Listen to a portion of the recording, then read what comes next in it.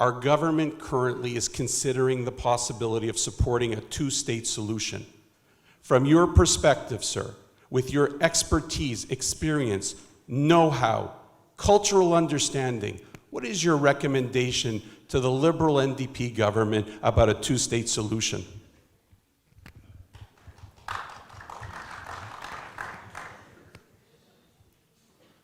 Because your government believes in the threesomes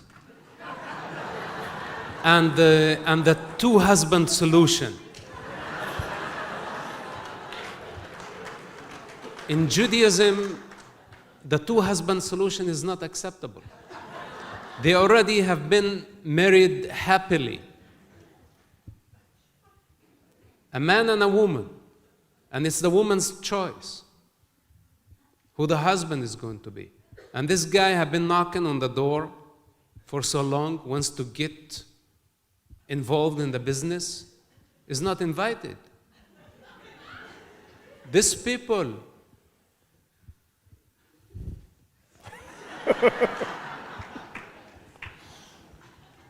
where they want to put the state, and who's going to reverse the wheel of time? Talking to them, I know where the state should go. But Who is going to reverse the wheel of time? You know, we have 70 years of warring, and things changed on the ground. And Israel, what they call the West Bank, which is Judea and Samaria. And again, my birth certificate said on it, born in Judea, Jordanian, born in Judea, not in the West Bank. This is the valley. This is the defense line. From security point of view, Israel cannot afford giving this up. The most important defense line that is preventing hundreds of millions of people from crossing the border and acting savagery and committing barbarism the same way they did on October 7th. This is the lowest point on earth, the Jordanian Valley.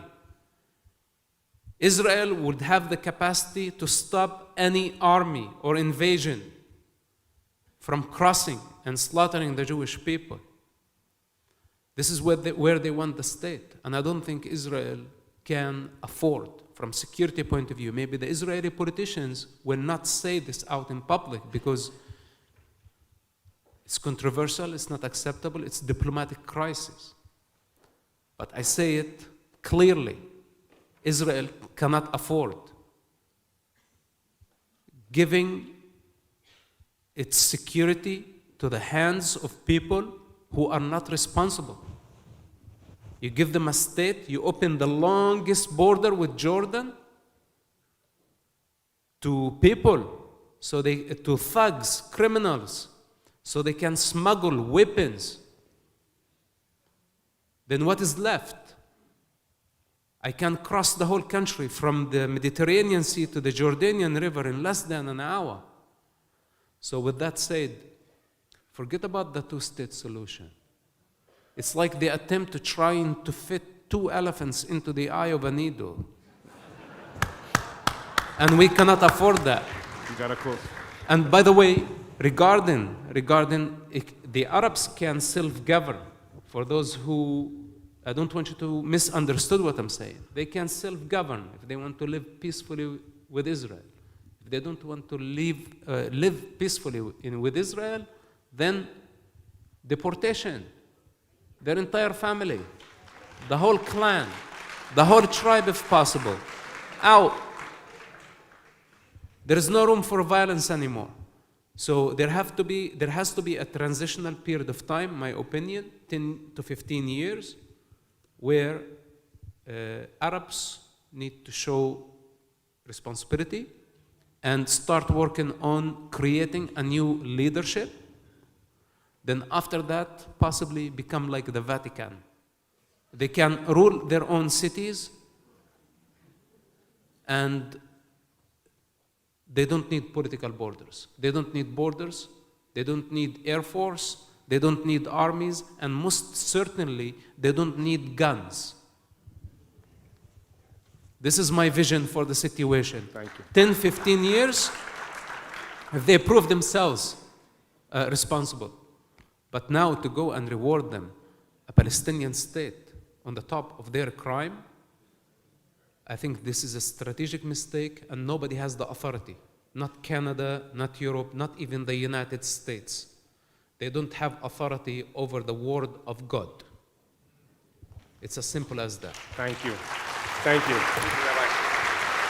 And I'm going to ask you a favor. I was only permitted one question, but I have an ask. I would like you, when you go back to all the other communities and you speak to people and you're very popular, I would like to give you a message from the Jews of Montreal, Quebec, Canada. We are not sheep. We are not weak. And we are going to make sure that all those students up there that I've worked very hard for with the rabbi and a lot of people in this room, we hear your message, but hear our message. We will not accept what is going on. And everybody here, listen carefully. You have the power. So that is the message I'd like you to take back to the next group of people that you meet, that the Jews of Montreal are strong and will stay here and will be viable as a community. Mosab, in your book, the opening page, you dedicate to your father and your family. And you write these words: I became a traitor in the eyes of my people. Although I once brought pride to you, I now bring you only shame. Although I was once the royal prince, I am now a stranger in a foreign land, fighting against the enemy of loneliness and darkness. Mosab, I would like to say to you tonight, when I read that, I was struck.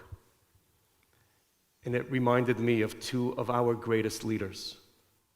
Abraham.